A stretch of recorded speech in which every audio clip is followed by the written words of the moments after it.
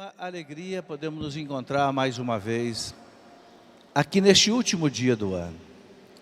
Faltam apenas algumas poucas horas para nós começarmos um ano novo. Então nós queremos meditar um pouco sobre este dia, este momento, a nossa vida. Porque quem não medita, não cresce, não amadurece. Não basta a gente rezar, não basta a gente ler a palavra de Deus. É preciso meditar, é preciso refletir, aprofundar, para então a gente poder amadurecer, poder crescer e ser cada vez mais cristão. Ser cristão não é aumentativo de Cristo, né? Cristo, cristinho, cristão. Não. Ser cristão é ser imitador de Cristo, seguidor de Cristo, discípulo e missionário de Cristo. Então é isso que nós queremos. Foi pedido que eu falasse um pouco sobre esse assunto, Ano Novo, Vida Nova. Ano novo, vida nova, né? E nós queremos então refletir um pouco sobre isso. Ano novo, vida nova. Mas o que será que vai mudar a partir da meia-noite de hoje? Eu acho que não vai mudar nada. A partir da meia-noite de hoje, o sol amanhã cedo vai nascer de novo, a vida vai continuar, a inflação vai continuar, né? Vamos ter que continuar almoçando e jantando todo dia. O Bolsa da Família vai aumentar seu valor cada vez mais, os impostos também. Talvez a corrupção continue aumentando.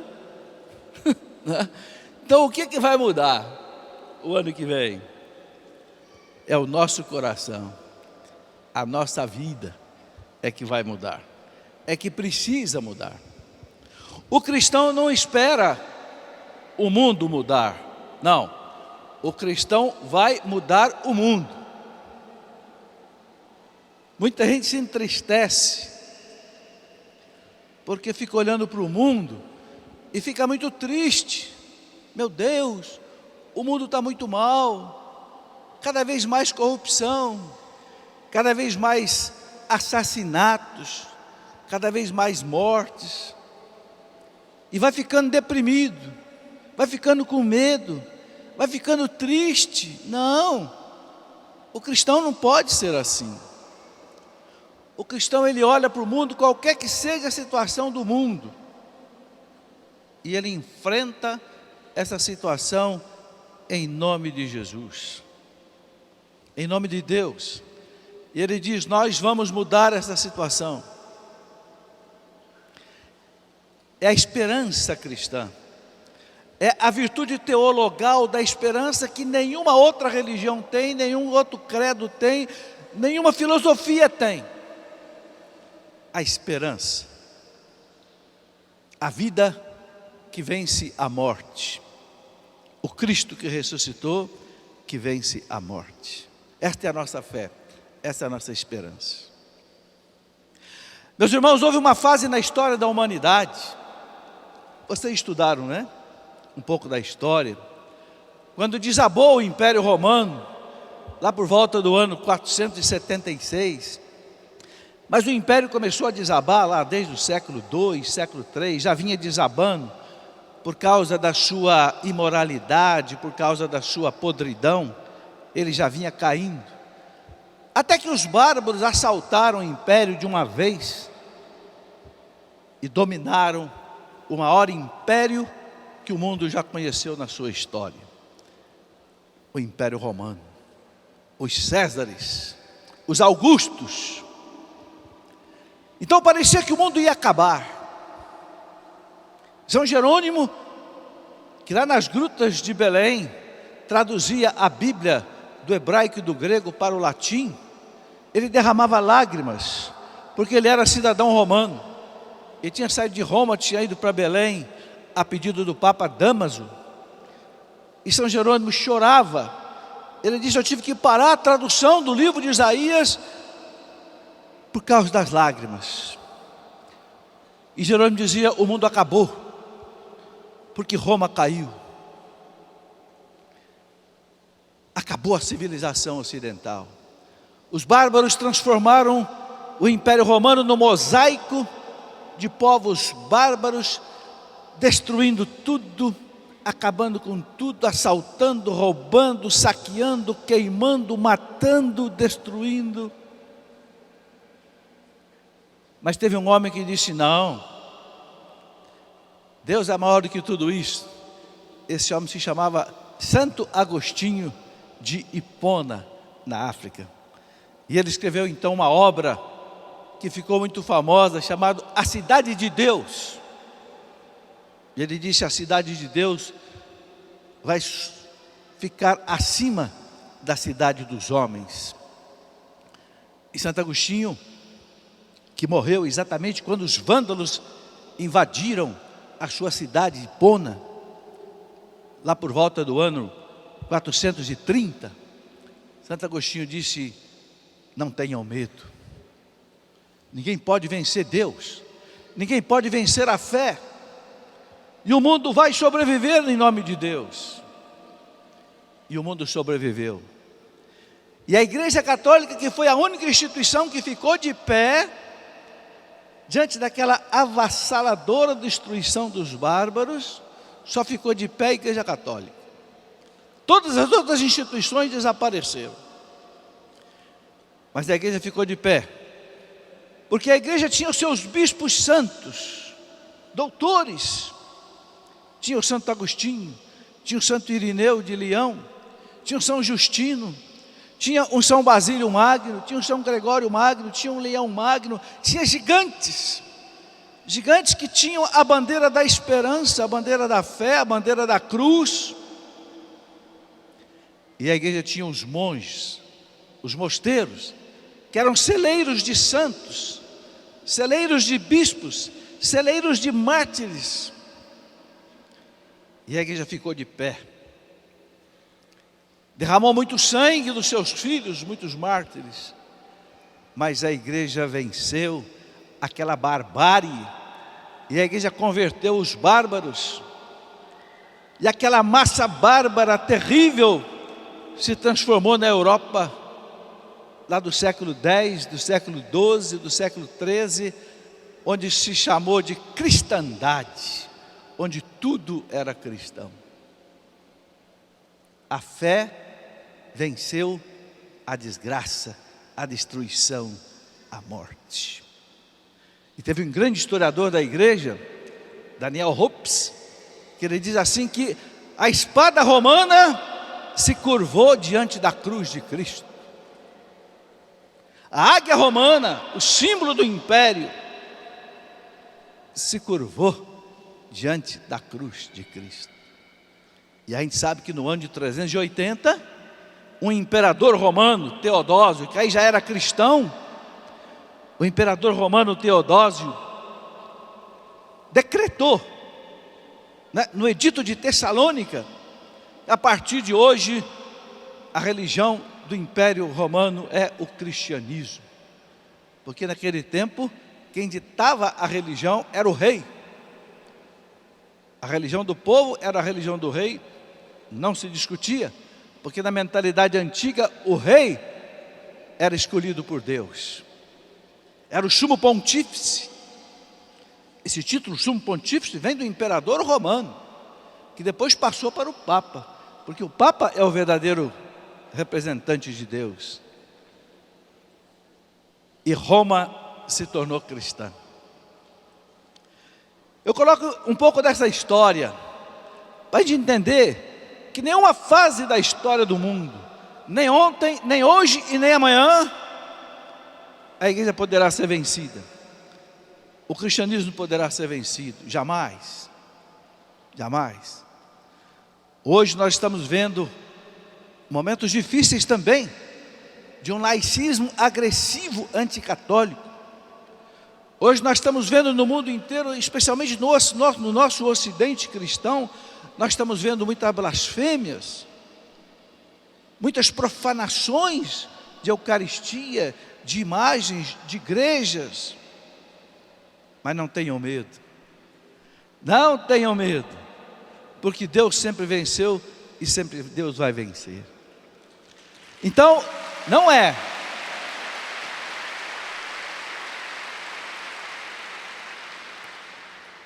Não é o mundo que precisa mudar. Não. Somos nós cristãos que temos que mudar o mundo. A igreja nunca escolheu, meus irmãos, a quem ela devia levar o evangelho. Quando os bárbaros invadiram a Europa, aí ele disse, então é os bárbaros que nós vamos evangelizar. E a igreja evangelizou os bárbaros. Já no ano 500, o rei dos bárbaros mais importante, o rei dos francos, que vieram lá da Germânia e se estabeleceram na França, na Gália, o rei Clovis, se converteu ao cristianismo. E no dia que ele foi batizado por São Remígio, na catedral de Reims, na França, neste dia 3.000 soldados dele foram batizados junto com ele. Porque a religião do rei era a religião do povo, como eu já disse. E os bárbaros foram se convertendo. Entenderam? A igreja não escolhe quem ela vai evangelizar. Ela evangeliza quem está na frente dela. Não importa se são os russos, os americanos, os chineses, os africanos, os asiáticos. Ide a todos os povos.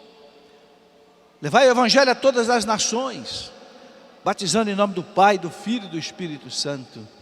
Amém. O Catecismo da Igreja Católica diz uma frase maravilhosa: que o inimigo de Deus procura perturbar a vida da igreja, procura perturbar a vida dos cristãos, com as suas tentações, com as suas ciladas, com as suas maldades. Mas o Catecismo da Igreja diz assim: mas ele nunca poderá impedir o avanço do reino de Deus. Nunca poderá impedir. Aquilo que nós rezamos no Pai Nosso: venha a nós o vosso reino, venha a nós o vosso reino. Esse reino vai se estabelecendo, primeiro no nosso coração, e depois esse reino vai se estabelecendo nas nossas casas, nas nossas famílias, nas nossas sociedades, e vai se estabelecendo no mundo. Não esperemos então, meus irmãos, que o ano novo seja um ano diferente. Não, nós vamos fazer o ano novo ficar diferente. Não é um ano novo que vai trazer vida nova para nós. Nós é que vamos levar vida nova ao ano novo. Eu queria que você pegasse a segunda carta de São Paulo aos Coríntios, no capítulo 4 e 5, onde a gente vai usar um pouquinho para fazer uma meditação. Exatamente aí no capítulo 5 da segunda carta aos Coríntios, São Paulo diz essa frase maravilhosa, 2 Coríntios 5,17: todo aquele que está em Cristo é uma nova criatura, passou o que era velho, eis que tudo se fez novo. Todo aquele que está em Cristo é uma nova criatura, passou o que era velho, eis que tudo se fez novo. Então o que se fez velho não é o ano que acabou. O que vai ficar velho é a nossa vida sem Cristo. O que vai ser novo daqui para frente é uma vida em Cristo.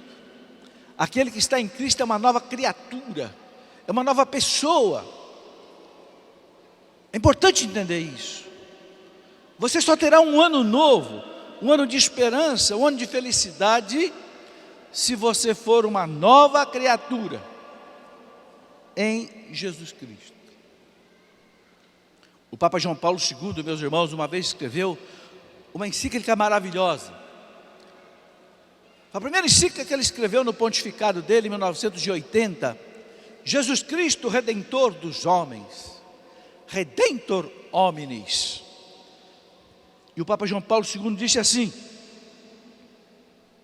O homem que não conhece Jesus Cristo, ele permanece para si mesmo um desconhecido, um mistério insondável, um enigma indecifrável. Veja que coisa importante e bonita. A pessoa que não conhece Jesus Cristo não sabe quem ela é. O Papa disse, perdeu a identidade. Não é a carteirinha de identidade, não. A identidade quer dizer quem eu sou. O que eu estou fazendo aqui nesse mundo? Qual é o sentido da minha vida? Por que eu sofro? Por que eu não sofro? Por que eu caso? Por que eu tenho filhos? Por que eu tenho netos? Por que eu trabalho? Por que eu vou morrer? Quem eu sou? Essa é a angústia do homem. Quem eu sou? Ou seja, a sua identidade. O homem que não encontrou a sua identidade, ele está perdido. Ele é como um bêbado vagueando no escuro. E a vida para ele é um caos. Porque a vida para ele não tem sentido. A vida para ele é um vazio. Como pregavam aqueles filósofos existencialistas, ateus, os Feuerbach da vida, os Nietzsche da vida, tantos filósofos Schopenhauer da vida, que achavam a vida um absurdo, um sofrimento. Essa vida tem que acabar, não tem sentido, e por causa deles, muitos jovens deram um tiro no ouvido, porque se a vida não tem sentido, se a vida é um absurdo, eu tenho que colocar fim nesse absurdo. Meu irmão, minha irmã, só tem alguém neste mundo que pode dar sentido à vida: Jesus Cristo, nosso Senhor. E Ele veio a este mundo exatamente para isso, para dizer para você quem você é. Você não é um amontoado de carne, de ossos, de pele por cima. Não, você é um filho amado de Deus. Você é um filho amado do Altíssimo, do Todo-Poderoso, que não te criou a imagem de uma ameba, nem que te criou a imagem de uma vaca, de uma árvore ou de uma pedra, mas que olhou para dentro dele mesmo para criar você, porque criou você à sua imagem e semelhança. Então você não podia ter sido criado de uma maneira mais bonita. Será que você poderia ser criado de uma maneira mais bonita? Não, porque nós somos criados à imagem e semelhança de Deus. Nós não fomos criados à imagem e semelhança de uma artista bonita ou de um artista bonito. Não, você foi criado à imagem do grande artista, o próprio Deus. Então, por favor, valorize a sua vida. Nunca mais diga para você: eu não presto, eu sou um lixo, eu não sei, não sirvo para nada. Não amaldiçoe, não fique depredando a obra de Deus que é você, porque Cristo veio dizer para você: você é um filho amado de Deus, tão amado de Deus que Deus aceitou morrer na cruz por você. Eu digo para os jovens nos encontros de jovens: você não é uma porcaria, você não é um lixo que fica se queimando na maconha, que fica se queimando nas drogas, que fica se prostituindo no sexo sem sentido.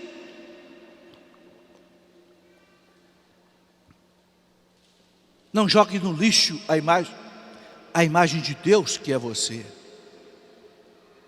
Não jogue no lixo o Filho de Deus que é você. Levanta-te. Jesus diz para aquele jovem, o filho da viúva de Naim: jovem, levanta-te, eu te ordeno. E aquele jovem de Naim se levantou, sentou-se, e Jesus o entregou para sua mãe. Quem sabe nessa virada de ano, Jesus esteja dizendo para você: jovem, levanta-te, deixa essa vida velha, deixa com o ano velho, essa vida velha, essa vida sem Jesus Cristo, sem a luz do mundo, e viva uma vida nova. Mas não pense que o mundo vai mudar. Não, Você vai voltar para a tua casa quando você sair aqui da Canção Nova e você vai encontrar o mundo do mesmo jeito. Mas você vai levar a fé em nosso Senhor Jesus Cristo. E eu não quero enganar ninguém não. São Paulo diz aqui, peguem comigo de novo nesse trecho de São Paulo. São Paulo diz aqui assim, não é? Segunda carta aos Coríntios, capítulo 4, versículo 6. São Paulo diz assim: porque Deus que disse, das trevas brilhe a luz, é também aquele que fez brilhar a sua luz em nossos corações, para que irradiássemos o conhecimento do esplendor de Deus, que se reflete na face de Cristo. Então o que o apóstolo está pedindo? Que nós sejamos luz do mundo. Que a luz de Cristo que já penetrou no meu coração agora reflita para os outros. Meus irmãos, nós somos como a lua. Vocês sabem que a lua não tem luz própria. A lua é pura escuridão. Mas então por que a luz brilha de noite? Porque a luz do sol bate na lua e a lua reflete a luz do sol sobre a terra.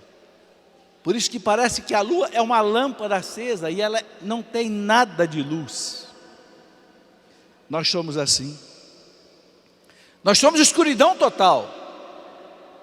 Mas quando a luz de Cristo incide sobre nós, ela pode refletir para os outros, iluminar a vida dos outros. Mas São Paulo é muito realista. Olha o que ele diz aqui em seguida, 2 Coríntios 4, 7, olha o que São Paulo diz. Porém temos este tesouro em vasos de barro, para que transpareça claramente que esse poder extraordinário provém de Deus e não de nós. Em tudo somos oprimidos, mas não sucumbimos. Vivemos em completa penúria, mas não desesperamos. Somos perseguidos, mas não ficamos desamparados. Somos abatidos, mas não somos destruídos. Trazemos sempre em nosso corpo os traços da morte de Jesus, para que também a vida de Jesus se manifeste em nosso corpo. O apóstolo é muito real. O apóstolo é muito sincero. Nós somos esse filho maravilhoso de Deus. A luz de Cristo pode incidir sobre nós e refletir sobre os outros.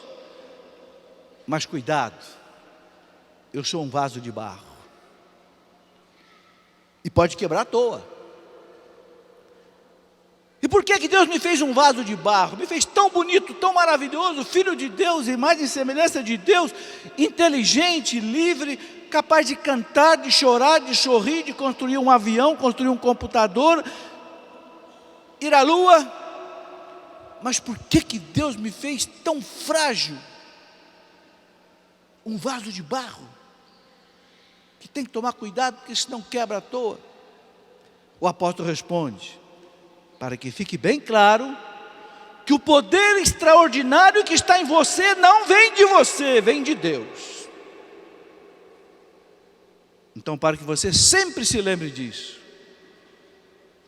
que você é um tesouro, é um filho de Deus, mas por graça de Deus, por bondade de Deus, por misericórdia de Deus, não é por mérito meu. Se eu faço alguma coisa de bom, se eu sou bom, é graça de Deus. Para que fique claro, que todo esse poder extraordinário vem de Deus, não de mim. E é claro, meus irmãos, que um vaso de barro tem que tomar muito cuidado. Um vaso de barro tem que ser manuseado com muito cuidado, porque senão ele quebra. E é por isso que muitos filhos de Deus se perdem. Muitos vasos se quebram, porque não cuidam desse vaso como precisa ser cuidado. Quando Jesus estava para ser crucificado, quando Jesus estava para ser preso no Horto das Oliveiras, naquela angústia mortal que Jesus sentiu naquela noite, que chegou a suar sangue, junto com o suor do seu corpo, de medo, de angústia, de pavor do que ele ia passar, porque ele passou a sua paixão como homem, porque ele tinha que salvar o homem. Então Jesus pediu aos apóstolos que velassem com ele 1 hora, e os apóstolos dormiram. Então Jesus disse para eles o quê?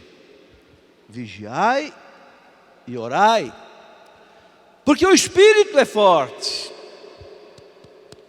mas a carne é fraca.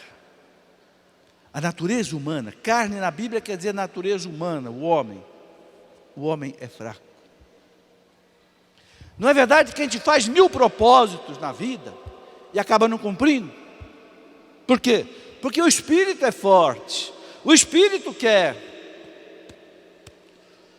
Mas a bendita carne, a bendita natureza humana foi machucada pelo pecado original, foi ferida pelo pecado original. Então a natureza humana só consegue agora ser potencializada, ser fortalecida, se receber agora a graça de Deus, a graça de Cristo.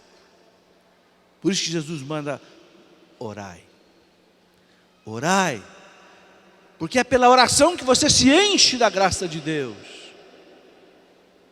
E a natureza humana se potencializa, se fortalece. Então você tem força para vencer o pecado, tem força para vencer o mal, tem força para viver uma vida nova em Cristo.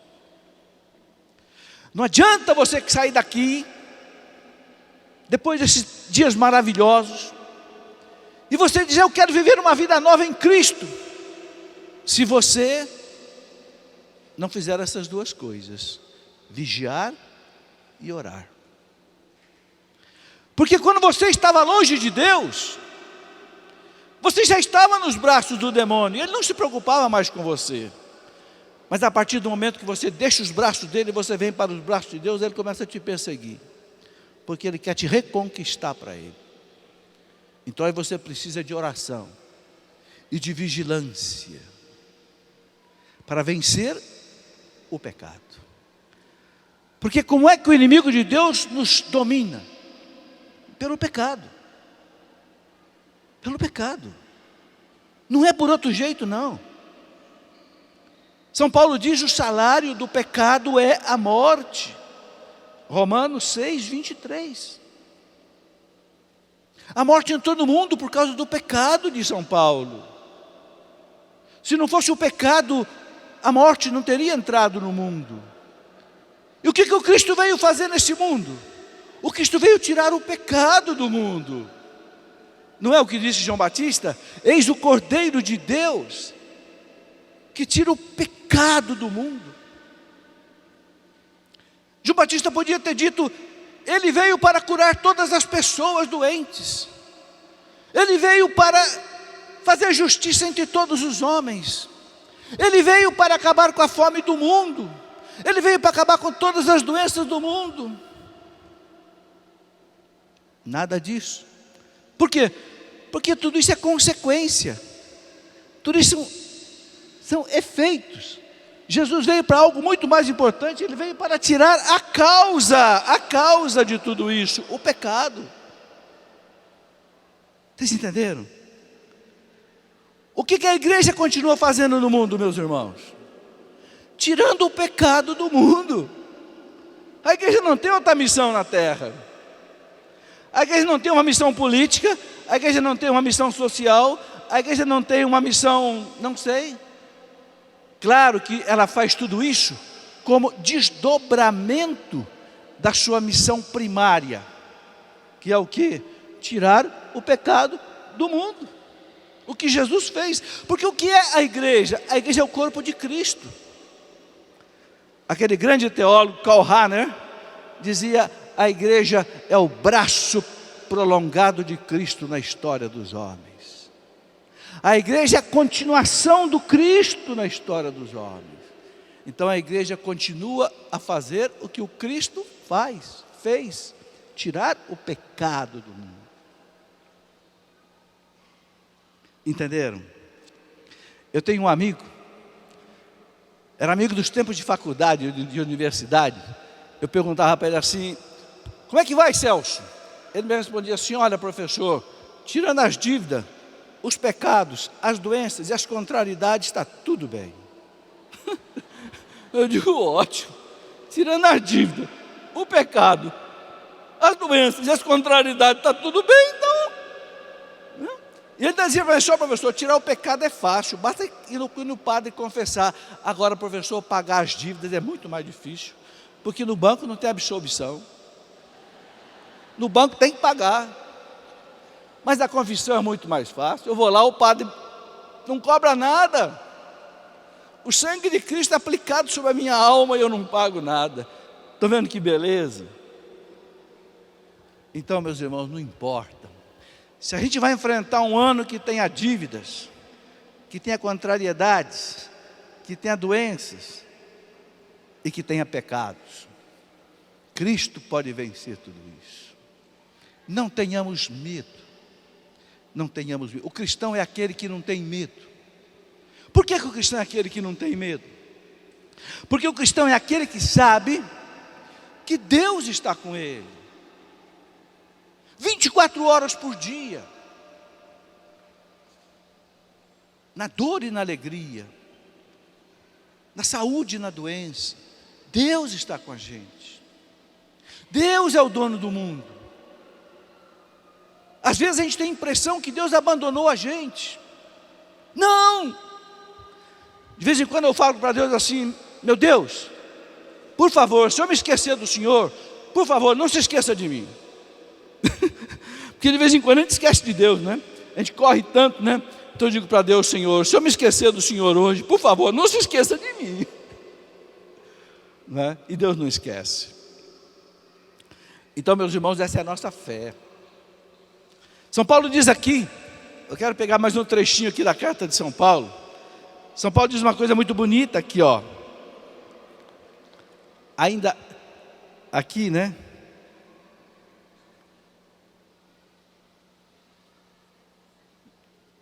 Segunda carta de São Paulo aos Coríntios, no capítulo 5, não é? Versículo 8 e versículos seguintes. São Paulo diz assim, ou melhor, desculpa, capítulo 4, 2 Coríntios 4, 16. 2 Coríntios 4, 16. É por isso que não desfalecemos, São Paulo diz, não desfalecemos. Ainda que exteriormente se desconjunte nosso homem exterior, nosso interior renova-se de dia para dia. A nossa presente tribulação momentânea e ligeira nos proporciona um peso eterno de glória incomensuráveis. Que coisa bonita, meus irmãos, São Paulo está dizendo aqui, porque, né, a nossa presente tribulação, quer dizer, os nossos sofrimentos momentâneos, ligeiros, nos proporciona um peso eterno de glória, um peso eterno de glória, incomensurável, quer dizer que ninguém consegue medir. Os nossos sofrimentos aqui nesse mundo vão se transformar numa glória incomensurável, sem tamanho, que ninguém consegue medir na eternidade. Que beleza, não é? E eu quero destacar isso que ele fala aqui. Ainda que exteriormente se desconjunte nosso homem exterior, nosso interior renova-se de dia para dia. Em outras palavras, São Paulo está dizendo assim: não importa que esse corpo vá ficando velho, não importa que esse cabelo vá ficando branco, não importa que daqui a pouco eu vou ter que caminhar com muleta, não importa. Não importa que o homem exterior se desconjunte a cada passo. Isso é inevitável para todos nós. Isso é inexorável. Não tem jeito de escapar disso. São Paulo diz: não importa. Deixa, fica quieto. O que importa é que o homem interior vai se renovando dia a dia. Entenderam, meus irmãos? Esta é a alegria cristã. Esta é a nossa fé. Esta é a nossa esperança. É isso que você tem que levar para o ano novo. Não importa que eu vá ter problemas, não importa que eu vá derramar lágrimas, Deus está comigo. Ainda que se desconjunte esse homem exterior, o homem interior vai se renovando a cada dia para Deus. E todas as tribulações que eu tiver que passar se transformarão num peso de glória incomensurável na eternidade. Meus irmãos, não tem outra religião que tenha essa esperança. Foi isso, meus irmãos, que fez com que a igreja durante 2000 anos conquistasse o mundo. Qual foi a revolução que a igreja fez no mundo, meus irmãos? Foi a revolução da cruz. A grande revolução que a igreja fez no mundo, desde que Jesus espalhou os seus apóstolos pelo mundo, a grande revolução foi a revolução da cruz. Por isso que Daniel Ropes diz que a espada romana se curvou diante da cruz de Cristo. A arrogante águia romana se dobrou diante da cruz de Cristo. Porque esta é a nossa fé, a nossa esperança. Ninguém pode nos vencer. É muito bonito isso. É uma glória ser cristão. É um dom de Deus ser cristão. Teremos sofrimentos, teremos lágrimas, mas não podemos ter desespero e não podemos ter desânimo. São duas palavras que não podem existir no seu dicionário de cristão: desespero e desânimo. É tudo que o demônio quer na sua vida. Tudo que ele quer na sua vida é, primeiro, que você se desespere. Não tenho mais salvação, não tenho mais jeito, estou desesperado. O que quer dizer a palavra desesperado? Perdi a esperança. Sabe quem é que perde a esperança, meus irmãos? Sabe quem? Se você já perdeu a esperança alguma vez na vida, responda para mim se é verdade ou se não é. Sabe quem é que perde a esperança? É aquele que coloca a sua esperança neste mundo, nesta vida. Esse perde a esperança. Quem é que não perde a esperança? Aquele que põe a sua esperança na outra vida. Não é que vai viver feito um alienado neste mundo. Não. Deixando de multiplicar os seus talentos. Não, nada disso. Mas o homem que não perde a esperança é o homem que caminha com os pés nesse mundo, mas caminha com o coração no céu. Vocês sabem?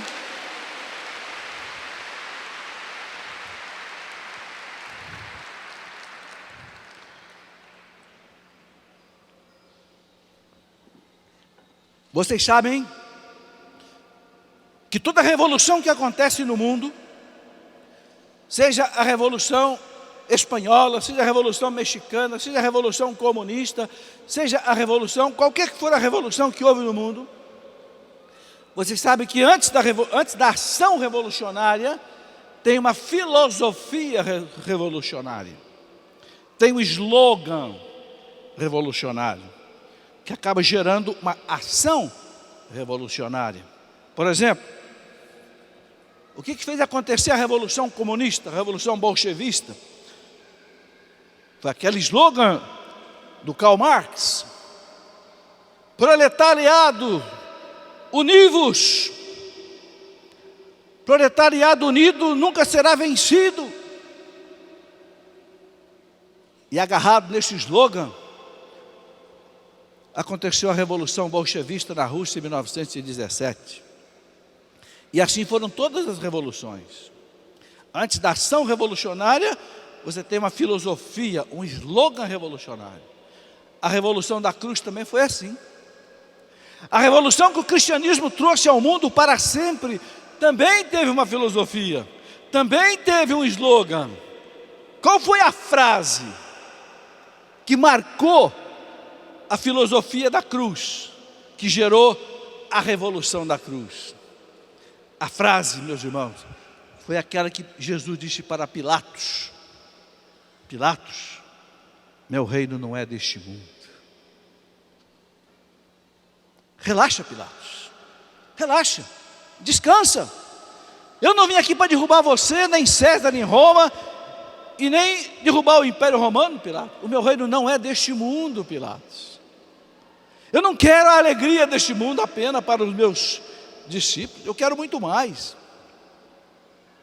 Meus irmãos, quando os cristãos compreenderam isso, que a felicidade não está neste mundo, a felicidade está na eternidade, ninguém mais segurou os cristãos. Ninguém mais. Quando a gente lê as atas dos martírios dos primeiros cristãos, século I, século II, século III, século IV, vocês sabem que foram quase 300 anos de perseguição romana. Gente, a gente fica com vergonha da nossa fé, diante da fé daquelas pessoas. Crianças, mulheres, se entregavam nos dentes dos leões, nas espadas dos imperadores, mas não negavam Jesus Cristo, de jeito nenhum. Acho que vocês já escutaram a história daquelas duas mulheres, Santa Perpétua e Santa Felicidade, só para dar um exemplo. Elas morreram no anfiteatro romano, na cidade de Cartago. Cartago era uma cidade no norte da África, onde o cristianismo era muito forte, mas na perseguição romana também se tornou muito forte. Perpétua era uma senhora da sociedade, rica, e tinha uma escrava chamada Felicidade. E as duas foram presas e condenadas porque eram cristãs. Foram obrigadas a negar Jesus Cristo e sacrificar aos deuses, queimar incenso aos deuses. Elas disseram não. Foram jogados numa prisão horrível em Cartago, um lugar frio, mal cheiroso, no meio de soldadesca. E Perpétua estava grávida, nas horas de dar à luz, e ela esperando para ser jogada às feras no anfiteatro de Cartago. E o procônsul romano dizendo: nega Jesus Cristo que eu te solto, sacrifica aos deuses romanos que eu te solto. E Perpétua dizia: não. Gente, o que pode mover uma mulher dessa? Só a fé. E não é a fé nas coisas deste mundo. Era uma mulher de sociedade. Era a fé na eternidade. E naquela noite ela teve as dores do parto. E ela deu à luz gemendo, chorando. Vocês imaginem uma mulher dar à luz numa cadeia, numa prisão, no meio de soldadesca, esperando a morte no dia seguinte. E Perpétua chorava e gemia para dar à luz. E um soldado disse para ela: você está gemendo? Você está chorando? Eu quero ver quando você for jogada lá nos dentes dos leões amanhã, o que então vai ser de você? Nega o seu Cristo. Aí Perpétua respondeu para ele: quem está chorando aqui é Perpétua, mas amanhã quem estará sendo devorado nos dentes dos leões será o próprio Cristo, chorando em mim. Então lá não haverá lágrimas, lá haverá louvor a Deus. Foi a resposta que a Perpétua deu para o carcereiro. E assim, meus irmãos, foram mulheres e mulheres, jovens e jovens. Santa Cecília, padroeira da música cristã, uma jovem virgem, o carrasco dizendo a ela: nega o Cristo e eu te solto, o procônsul romano, né? E Cecília: não, eu vou cortar sua cabeça. Corte. E foi degolada, mas não negou Jesus Cristo. E ela disse para o carrasco: o meu Deus não é um Deus de pedra, nem um Deus de madeira como o Deus de vocês. o meu Deus é aquele que me espera de braços abertos no céu. Pode cortar.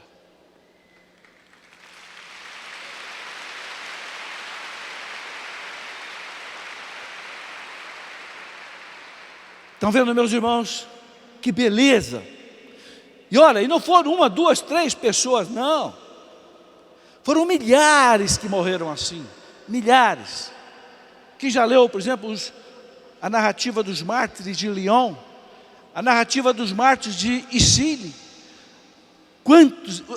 a narrativa dos mártires de Nero, no ano 67, que coisas bárbaras fizeram com os cristãos, meus irmãos, que coisas horrorosas, no Coliseu de Roma, no circo de Nero, os cristãos eram jogados em massa à morte. É verdade que alguns negavam a fé, eram chamados lapsi. Lapsi eram aqueles que tinham medo e negavam, mas a maioria enfrentava a morte, e mortes horríveis, mortes como, por exemplo, alguns santos que eram queimados vivos, degolados, jogados aos leões, aos ursos, mas não negavam Jesus Cristo. Vocês estão vendo? Qual é a base da revolução da cruz? A base da revolução da cruz é esta: Pilatos, o meu reino não é deste mundo, Pilatos. A minha felicidade não está no carro novo, na roupa nova. A minha felicidade não está nisso. A minha felicidade está no Deus que eu amo e que está comigo 24 horas por dia. Entende? É isso que você tem que levar para o ano novo. Eu não estou pedindo para você desprezar o mundo, não. Não. Ninguém vai desprezar esse mundo, não, porque esse mundo também é um presente que Deus nos deu. Tem uma oração bonita na missa, que diz assim: Senhor, fazei com que eu possa viver neste mundo, entre as coisas que passam, abraçando as que não passam. Então viva neste mundo, caminhando entre as coisas que passam, o dinheiro que passa, a comida que passa, a roupa que envelhece, o carro que envelhece, abraçando aquilo que não passa, que não fica velho, que não envelhece. Por que será, meus irmãos, que essa vida é tão precária? Por que será que o sapato que você está usando hoje, quem sabe o ano que vem você não venha mais com ele aqui? Por que tem que almoçar e jantar todo dia? Por que tem que tomar banho todo dia? Botar o desodorante todo dia? Por que o carro novo que eu comprei hoje, daqui a 5, 6 anos ele já está velho? Por quê? Por que Deus fez esse mundo assim tão precário? Por que a rosa bonita que nasce agora, se olhar para ela amanhã, depois da manhã, ela está murcha? Por quê? Os teólogos respondem: porque Deus está dizendo para nós, todo esse poder que está em você, não vem de você, vem de Deus. É para você não esquecer disso. Porque se nós fôssemos diferente disso, nós íamos abandonar Deus. Se a vida não fosse assim precária, a gente não ia nem querer saber do céu. A gente ia ficar querendo viver só aqui na terra mesmo. Não, mas Deus tem algo muito melhor. Tão melhor que São Paulo não soube explicar com palavras. São Paulo, na primeira carta aos Coríntios, capítulo 1, São Paulo diz assim: olhos humanos jamais viram, ouvidos humanos jamais ouviram, coração humano jamais sentiu o que Deus tem preparado para aqueles que o amam.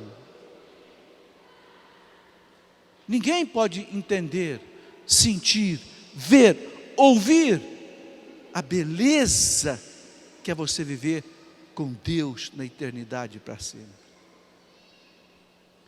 Entende? É isso que fazia com que os mártires desprezassem essa vida. Eu perco tudo, mas eu não quero perder o céu.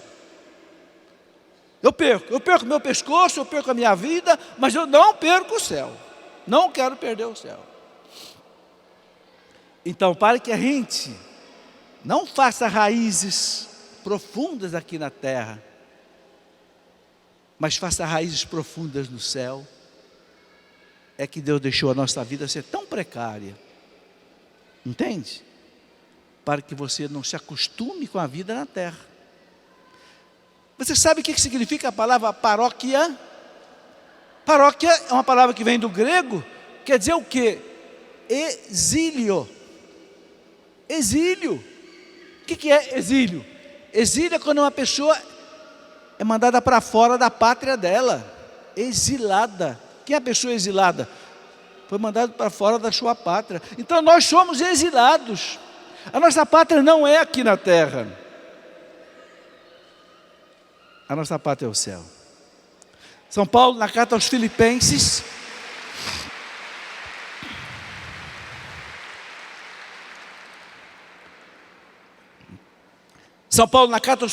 capítulo 2, versículo 30, São Paulo diz assim: nós somos cidadãos do céu. Nós somos cidadãos do céu. É de lá que nós esperamos, João Paulo diz, o Redentor, que vai transformar a nossa vida numa vida semelhante à dele. E nós viveremos para sempre com ele. Entenderam, meus irmãos? Mais uma vez eu repito, não é para desprezar essa vida, não. É para amar muito essa vida. Como eu amo essa vida. Como eu gosto de estudar, como eu gosto de dar aula, como eu gosto de escrever livros, como eu gosto de fazer pregações, como eu gosto. Como é bela essa vida. Tem um filme bonito chamado A Vida é Bela. Mas a vida é bela, meus irmãos, para quem sabe viver o sentido da vida dado por Jesus Cristo nosso Senhor. Repita a palavra do Papa João Paulo II. O homem que não conhece Jesus Cristo permanece para si mesmo um desconhecido, um mistério inexplicável, um enigma insondável. Perdeu a identidade, não sabe quem ele é, sua vida não tem sentido. Então, se nós quisermos viver um ano novo, numa vida nova, viver em Jesus Cristo, sem medo, sem desesperança, sem desespero. Vamos viver aquilo que o Papa João Paulo II disse no final da sua vida. Eu vou até pedir para vocês repetirem essa frase comigo, porque eu gostaria de deixar essa frase para vocês como um presente de ano novo. João Paulo II disse assim: não tenham medo, porque o Senhor ressuscitado caminha conosco. Diga comigo, não tenham medo, porque Jesus ressuscitado caminha conosco. Aí, então nós não podemos ter medo. Pode aplaudir à vontade.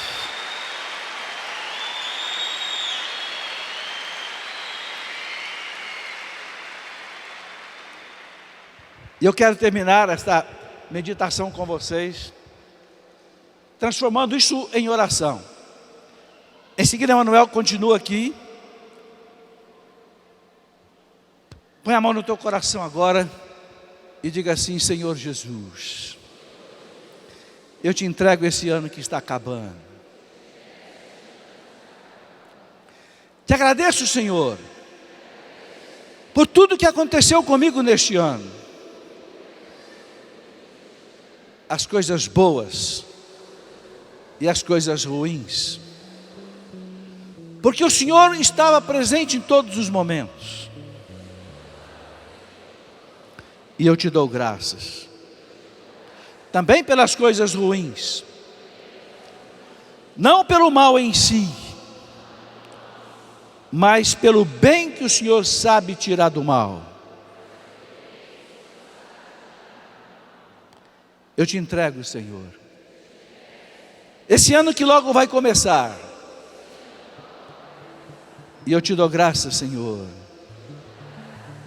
por me ter criado, redimido na tua santa cruz, me feito cristão pelo batismo.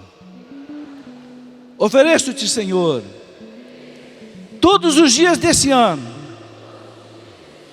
que tudo seja, Senhor, conforme a vossa santa vontade,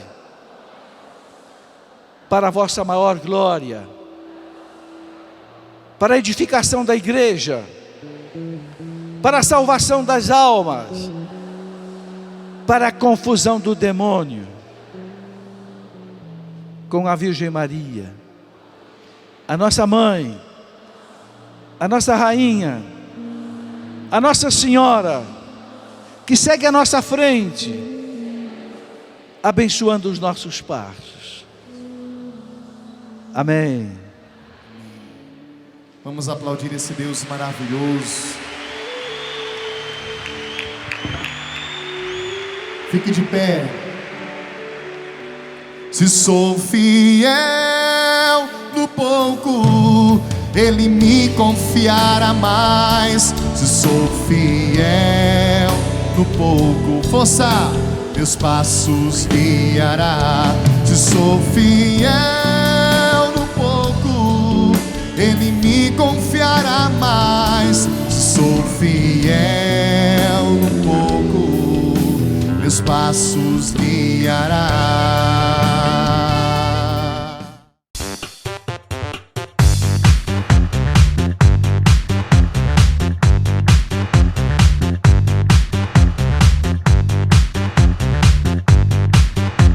CançãoNovaPlay.com. Assine já!